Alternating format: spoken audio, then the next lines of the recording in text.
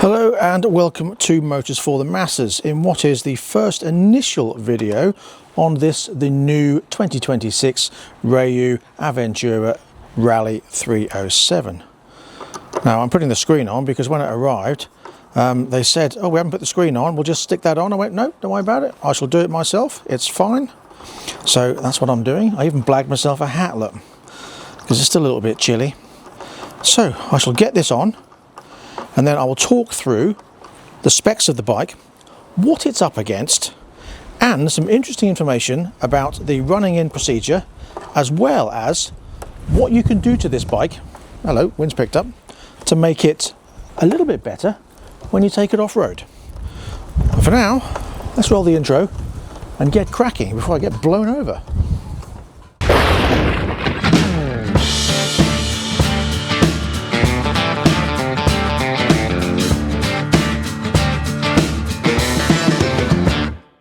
Right, screen's on. Now, here's the bike and what it's up against. Rolled some music and stuff.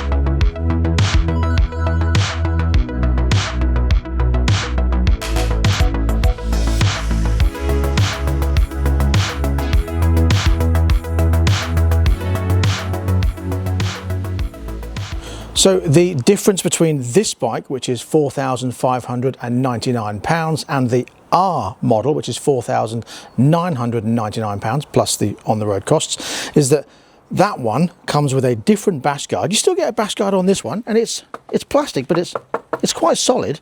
It's got the heat-proof guard in there as well, but the one on the R is alloy. You also get a different sticker kit and the Michelin tracker tyres, and that's pretty much it. So if you buy this one and change the tyres, you've pretty much got the same bike apart from the bash guard and the stickers. But to be fair, these dual purpose Helios tyres look like they could handle a bit of decent off-road anyway, which we will find out later. I'll be honest, I think what that shows you is just how good value this actually is. Now I know you've got the Vosges, a bit cheaper, you've got the CRF, more expensive, and you've got that Suzuki DRZ4S at the top there at nearly £8,000, but also that is 100cc more, so it's going to have a little bit more power and it's going to have a bit more oomph when it comes to off-road. But apart from that and the Honda, there isn't really any of the main brands that do something that's comparative. Now, some say this is like the Rieju Rally 300. However, the bottom part of the engine is the same as the Vosges, but the top part of the engine is different, and as such reportedly has 18 to 20% more power, and it's Euro 5+. Talking to the tech main guy at Rieju UK, he does say that the rear sprocket has 2 lower teeth than the Vosges, so you get better top end, but you can also get a 1-tooth or a 2-tooth more bigger rear sprocket, meaning the acceleration would be better, albeit lowering the top end a little bit. And both those sprockets are available from Rieju UK at just £21 each. He also says that for Euro 5+ compliance, the forks come with 270ml of 7.5 weight oil.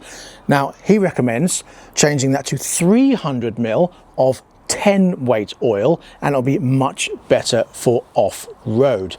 Now also he was saying change the spark plug for an iridium one and delete the evap canister, and that will be a much cleaner, crisper burn for better, smoother acceleration.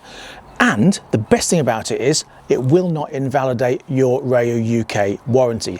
They are bikers and off-road specialists after all. So what about that running in procedure? Well, it's actually really, really simple. Now, when you read through manuals and stuff like that on a lot of bikes, they say you need to do 5,000 RPM, no more than 5,000 RPM for the first 500 kilometers, and then 3/4 throttle for the next 300 kilometers, and then you have your service, and then you change this, and then you... Rieju, again, they're bikers, and they ride these hard, and they do off-road really, really superbly. They know what the bikes are like, and they're prepped and tested before they leave the factory. So it's actually pretty simple. Now, basically, they say the running in period is a full tank. And that's pretty much it. Yes, okay, they like you to keep it at around 5,000 RPM, but if you creep over, you know, it's not going to blow the engine up. Again, as I say, they test these really, really well, and it's a biker's bike, and it's an off-roader's bike. Now, the good thing about this is that it's the only one out of the competitors that's got a 20.5 litre tank, and it really helps with the balance of the bike because the tank comes all the way down here on both sides. Now, they do say you get about 500 kilometers range from one of these tanks, so you're almost up to what they're saying in other manuals about 500 kilometers. But as I say, this 5,000 RPM thing, they know full well that it's really hard to keep a bike at 5,000 RPM, especially if you're doing off-roading and having fun and stuff like that. They're not saying thrash it, obviously, but they're saying that if you creep over, it's not going to really do any damage. But I'm waiting to get this out on the road. There is, though, one slight issue, and that is round the back. Let me show you. They've given me a brand new 26 plated bike, which means I can't ride it on the road until the 1st of March. It is currently the 26th of February when I'm filming this, and luckily February only has 28 days, so I've only got 3 days to wait. But that's going to be the longest 3 days of my life. I can't wait to get out on it. It looks really, really fun. But for now, I'm going to get on it, show you what I look like, and yeah, start it up and have a listen. Best I can do at the moment. Now, as always, I am 5'10.5" with a 31.5 inch inside leg. Getting on here, very simple. You've got a nice bit of bounce on the rear suspension there.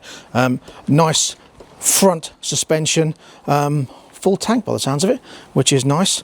But with my foot up, nicely tucked in the tank, it feels really good weight. Yeah.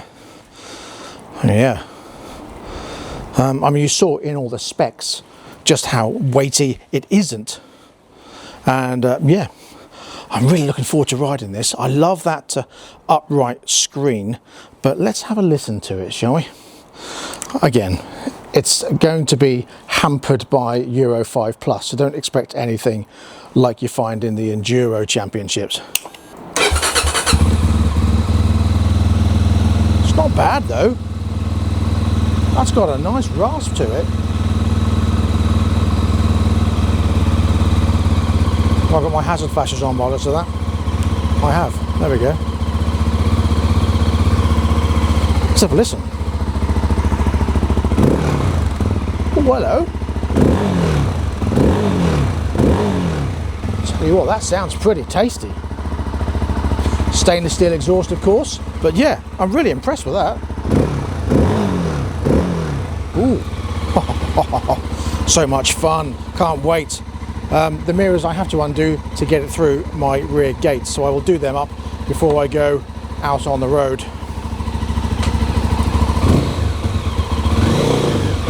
I want to ride it now. Don't think my wife will be impressed though if I go through the conservatory. And just a little something on the name there. When I was at the factory at Rieju HQ in Spain, I spoke to the owners and I asked them, how do you pronounce it? And they said, we don't really mind, you can say what you like. Some people say Rieju, some people say Rieju, some say Rieju, some say Rieju. We don't mind, as long as the name's out there, we don't care how it's pronounced. So there you go, say it how you say it. So there you go, that's it for this initial video. I'll be back very, very soon with that ride video before you know it. And that's all I've got. So don't forget to like, subscribe and share this video. Click the notification bell for more uploads and I'll be back very soon with that ride on and off road. So until next time, please ride and drive carefully, but have fun. Bye-bye.